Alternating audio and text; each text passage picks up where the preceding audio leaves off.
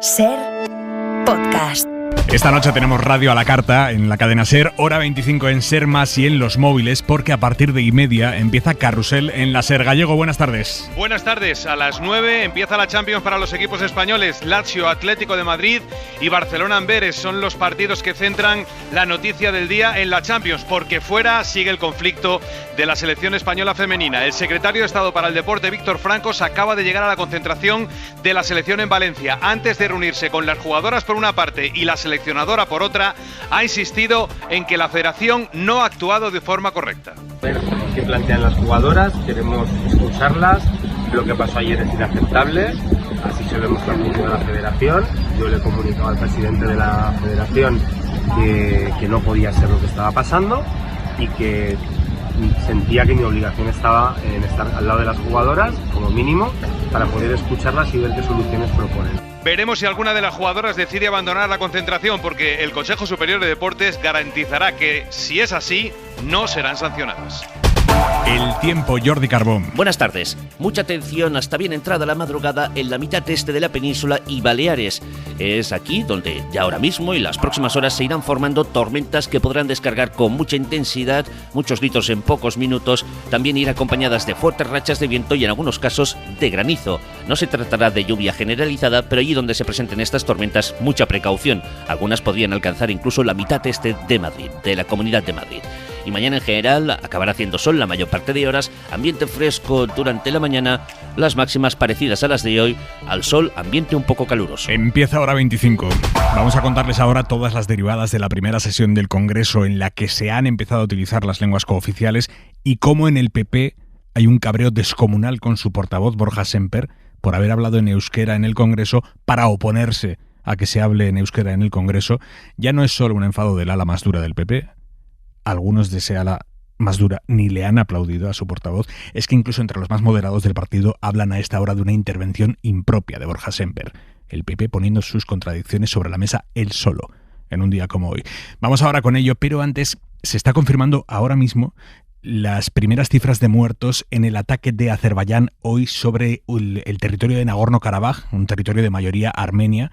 Es un conflicto que viene de muy lejos, pero que se está complicando en las últimas horas porque Azerbaiyán está entrando por la fuerza en ese territorio que considera suyo y Armenia pide ayuda para evitar que esto termine en una limpieza étnica. Victoria García. Y en esta ocasión lo que ha desatado la ira azerí es que varios de sus policías y militares murieron tras pisar una mina de las que quedaron abandonadas en el último conflicto. Así que la solución ha sido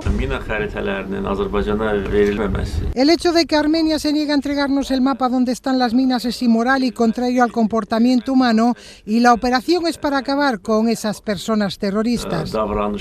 Dicho lo cual, el presidente armenio, que heredó el cargo de su padre y gobierna cual autócrata, tiene el apoyo de Turquía y Armenia el de Rusia. Rusia no quiere molestar a Azerbaiyán porque por ese territorio pasa buena parte de las mercancías que entran y salen de Rusia. Desde Armenia, el primer ministro dice que Azerbaiyán viola los tratados, las fronteras y prepara otra limpieza étnica y pide al mundo que no cierre los ojos. Francia ha convocado al Consejo de Seguridad para tratar este asunto. José Manuel Álvarez, ministro español de Asuntos Exteriores, buenas tardes.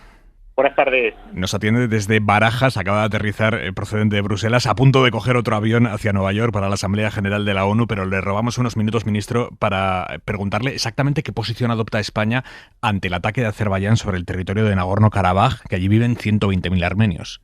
Rechazamos completamente las acciones militares de Azerbaiyán y lo que solicitamos es un alto el fuego inmediato y que se retome el diálogo entre Bakú y los armenios de Karabaj.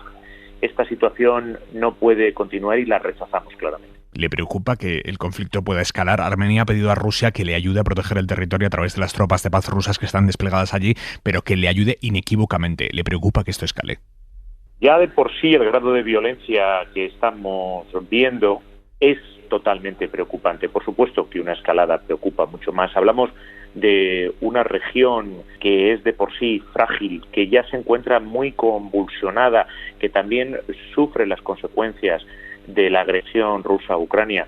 Por lo tanto, evidentemente todo eso nos preocupa. Pero incluso si ninguna escalada se produjese, condenamos este uso de la fuerza por parte de Azerbaiyán. Solicitamos que inmediatamente se pare el uso de la fuerza y que se retome el diálogo que también auspiciado por el presidente del Consejo, Charles Michel, de la Unión Europea, está teniendo lugar entre Bakú y los armenios de Karabaj. Y más allá de esa llamada al diálogo, ministro, España se plantea, no sé si a través de la Unión, a través de la OTAN, a través de algún tipo de mecanismo o sanción, dar algún paso que impida a Azerbaiyán la toma de control de ese territorio por la fuerza. Las primeras noticias acaban de llegar a mí. De hecho, estaba tomando el avión desde Bruselas a Madrid para ir camino de Nueva York y estamos en estos momentos haciendo una primera situación, pero desde luego voy a aprovechar también mi estancia en la Asamblea General de Naciones Unidas para tratar esto en una instancia como las Naciones Unidas, que tienen como misión velar por la paz mundial, y también con el resto de los colegas europeos para avanzar lo más posible. Todos los contactos que hasta este mismo momento, todos estamos en la misma línea de preocupación y de exigir este cese estos movimientos militares que se están produciendo por parte de Azerbaiyán. Ministro, usted viene de Bruselas, donde ha debatido con sus homólogos europeos la posibilidad de hacer oficial en Europa el catalán, el euskera y el gallego. Nadie lo ha vetado, que este era un punto fundamental, la posibilidad de que alguien lo vetara existía. Nadie lo ha vetado porque no se ha votado. Ha comenzado el proceso, digamos, con esta defensa que ha hecho usted, pero de momento no se ha votado nada entre las dudas que exponen algunos gobiernos. ¿Esto se interpreta como una forma de ganar tiempo, quizá echar el freno, ministro? No ha habido ningún aplazamiento. Hoy se ha puesto en marcha el mecanismo de reforma del reglamento. Como es normal, en toda decisión que se lleva al Consejo se hace la propuesta y posteriormente, porque es una decisión, recordemos, por unanimidad. Aquí importan más los vetos que los votos. No importa cuántos países estén a favor, lo importante es que no haya ninguno en contra, que era decisivo, que hoy no hubiera ningún veto, y hoy no ha habido ninguno. Y por lo tanto, que el catalán, el euskera y el gallego pasen a ser parte del régimen lingüístico europeo ha avanzado. Y vamos a continuar en el Coreper y en los grupos de trabajo para poder canalizar esos comentarios de los estados. ¿Y en cuánto tiempo cree usted que es factible que esas lenguas adquieran la oficialidad europea? Es difícil saberlo, saberlo. España lleva más de 20 años planteando esta propuesta. En 2005 España tanteó la posibilidad, pero finalmente no hizo lo que ha hecho el gobierno de España hoy, que es plantearlo en el Consejo de Asuntos Generales. El gaélico planteó el hecho de ser utilizado como lengua cooficial en el año 2005 y la decisión se aprobó en 2007. Pero son referencias que, aunque se parecen, no tienen nada que ver con este procedimiento. Desde luego, la voluntad política del gobierno español de que catalán, euskera y gallego sean parte del régimen lingüístico es que esto se haga y que se haga lo antes posible. Usted ha propuesto hoy desplegar primero el uso del catalán en la Unión. ¿Por qué el catalán y no el gallego o el euskera? En primer lugar, quiero dejar bien claro que la propuesta inicial y la propuesta final no ha variado en nada, en tanto en cuanto lo que se busca es incluir catalán, euskera y gallego, las tres lenguas, dentro del régimen multilingüista europeo. No ha variado en absoluto. Algunos estados han planteado que 3 idiomas al mismo tiempo era complicado. Siempre que ha habido nuevas lenguas dentro de la Unión Europea se ha establecido unos regímenes transitorios y, por tanto, nos ha parecido que para conseguir que esta medida sea aprobada lo antes posible era evidente que era más fácil que el despliegue, no la decisión en sí, sino el despliegue práctico se haga primero con una lengua y después sucesivamente con las otras dos, en vez de insistir con todo al mismo tiempo, lo cual era evidente que lo dificultaba. Por lo tanto, el hecho de priorizar una lengua sobre las otras dos beneficia a las tres. José Manuel Álvarez, ministro español de Asuntos Exteriores. Suerte, que vaya bien en la Asamblea General de la ONU. Muchísimas gracias. Estoy a punto de coger el vuelo y allí seguiré defendiendo los intereses de España. Buen vuelo, ministro. Adiós. Adiós. Ens consta el treball que he dedicat al ministre Álvarez, al qual vull agrair l'interès per conèixer i per defensar també Els arguments... Es Carles Puigdemont agradeciendo expresamente al ministro Álvarez el trabajo que ha dedicado a este asunto, su interés para defender el uso del catalán en la Unión Europea. Dice Puigdemont que lo que se ha visto hoy no es suficiente, pero reconoce, y Puigdemont, reconociendo algo así es muy llamativo, reconoce que nunca se había llegado tan lejos. Donde sí se han escuchado ya hoy las lenguas cooficiales es en el Congreso, aquí en España. Es una doble honra, ya que me permite estrear... Incluso sin que se haya aprobado definitivamente aún, incluso antes de que se aprobara hoy, el iniciar la tramitación del cambio reglamentario, que es a lo que definitivamente se ha dado luz verde hoy, a iniciar la tramitación de ese cambio, ya se ha empezado hoy a hablar en gallego, euskera y catalán. Incapaces de soportarlo, los diputados de Vox se han levantado de sus escaños, han dejado sus pinganillos en el escaño del presidente Sánchez y se han ido de la Cámara. Pataleta ultra, críticas del PP al cambio de reglamento, pero con Borja Sémper utilizando el euskera, primer pleno superado y primeras votaciones de la legislatura ganadas por el bloque progresista. Guillermo Lerma, buenas tardes. ¿Qué tal, Aymar? Buenas tardes. Por mayoría absoluta. Sí, 176. La Cámara ha dado luz verde al cambio legal que va a convertir en un derecho de los diputados lo que hasta hace unas semanas era motivo de expulsión. Euskal Herrian, euskaraz bizi nahi dugu. El pleno ha servido para que por primera vez con interpretación simultánea en el hemiciclo se escuchen el euskera, el gallego o el catalán. Yo voy aquí hablaré en catalán, hablaré en catalán. Ha habido diputados que han leído los subtítulos en las pantallas instaladas, otros han preferido ponerse el pinganillo y los de Vox que han saltado de su escaño nada más escuchar la primera frase en una lengua cooficial. Plantón de la ultraderecha que junto al PP han sido los dos únicos grupos que se han opuesto a la reforma. Los populares habían dicho que harían todas sus intervenciones en castellano, por aquello de no hacer el canelo que diría Borja Sémper, que finalmente y para sorpresa de todos ha apostado por combinar con el euskera España hizkuntza komun bat partekatzen dugun el castellano que ha utilizado para explicar los motivos de su oposición. Usa nuestro patrimonio lingüístico como moneda de cambio político, de una manera torticera y manoseando. Y es que el debate ha servido para que los partidos ensayen sus estrategias de cara a la investidura, PSOE y Sumar apelando a la diversidad y la convivencia. Este Parlamento es lo suficientemente grande para que en él quepan todas las lenguas. Lo que ustedes parecen no entender es que las lenguas, como los derechos, no compiten entre sí. Y los independentistas de Junts vendiendo el paso de hoy como uno más en su camino a la independencia. La intervención de Sémper, intercalando pasajes en euskera, ha dejado a muchos de los suyos estupefactos. De hecho, nos cuenta Mariela Rubio. Mariela, buenas tardes. ¿Qué tal? Muy buenas tardes, Aymar. Que hay un cabreo monumental en la bancada del PP y no solo en el sector más duro. Sí, desde el ridículo espantoso del que habla el ala dura a la intervención impropia, que es la expresión que utiliza el sector más moderado. Las familias del PP han coincidido hoy mostrando en privado su desconcierto y malestar. Varios diputados como Álvarez de Toledo no han aplaudido a Sémper, pero incluso miembros de la Dirección Nacional no ocultaban tras el pleno su sorpresa. Oficialmente desde Génova respaldan a su portavoz y señalan que el propósito de utilizar el euskera era reivindicar el reglamento anterior, que permite pequeñas menciones en otra lengua si se traducen inmediatamente. Sin embargo, Sémper, y así lo señala la bancada popular, ha ido mucho más allá y de hecho dicen, de no estar en vigor el actual reglamento, habría sido llamado al orden por la presidenta. En definitiva, la sensación en las filas del PP es que la que tenía que ser una sesión ganada de antemano, un día para calentar la investidura de Feijóo, se ha transformado en una ratonera. De todos los días en los que el PP podía hacer un guiño a las lenguas cooficiales, decía hoy un veterano diputado, hoy era el día más inapropiado. Y en Vox, más allá de la performance de los pinganillos, a lo que están es a explotar esas contradicciones dentro del PP. Abascal exige a Feijóo que si tan en contra está de los pinganillos, que los prohíba en el Senado, que es donde puede prohibirlos, porque el PP tiene mayoría absoluta. Hoy mismo vamos a presentar en el Senado una iniciativa para terminar en esa Cámara con las traducciones. Acaban de presentar esa iniciativa. Y hoy hemos escuchado al líder de Esquerra, Junqueras, diciendo que el PSOE ya negoció la amnistía en agosto. La amnistía, igual que el reconocimiento del uso de la lengua catalana y aranesa y euskera y galega, forma parte ya del acuerdo al cual llegamos con el Partido Socialista de cara a la constitución de la Mesa del Congreso. De hecho, en aquel acuerdo ya se especificaba que había que poner fin a toda forma de represión con todas las medidas legales necesarias. Hoy a los socialistas a los que se les ha preguntado por esto en el Congreso, ministros incluidos, ponían cara de a mí no me preguntes, yo no tengo ni idea. Y el que de verdad sabe que se ha negociado, que se está negociando, que es el presidente Pedro Sánchez, desde Nueva York les acaba de decir a los periodistas que viajan con él que cuando sea su tiempo hablará claro y que lo entenderá todo el mundo. Con lo que eso quiera decir. Enviada especial de la cadena SER, Inma Carretero. Buenas tardes.